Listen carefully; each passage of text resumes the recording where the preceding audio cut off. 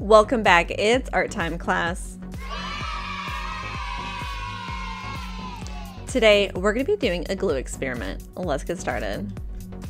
To begin, find a partner, get some scrap pieces of copy paper and some Elmer's school glue. This is my favorite glue because it dries so fast and is very strong. Go ahead and open up your glue. For our experiment, we're going to do 3 different methods. The kindergarten method, which is a big old dot of glue, dot not a lot, and another of my favorite technique, the dot and smear. So with the kindergarten glue, we're going to just place that on top and smush it down like kindergartners might. For the dot not a lot, we're going to press down. Okay, and then for the dot and smear, we're actually going to smear the glue around. Now this gives it a little air, gives it more surface area, and gets it ready to start drying.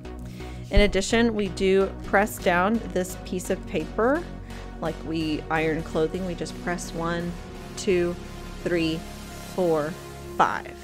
And this is already dry and ready to go. So if you'll see, it's already really strong and it's super flat, which is what we want. You can actually get your partner to grab onto one side, you hold on to the other, and they can actually drag you and pull you if you're sitting in a rolling chair.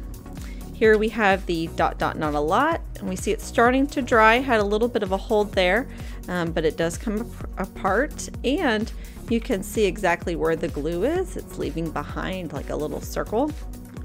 And just like that one, here's the kindergartner version where it's an even bigger dot. You can see it's rippling right there. It's still cold to the touch, and yeah, it's got a little bit of a hold near the edges, but it is super messy. So that is our glue experiment. I cannot wait to see you guys going around the classroom and pulling each other along with your very strong piece of glued paper.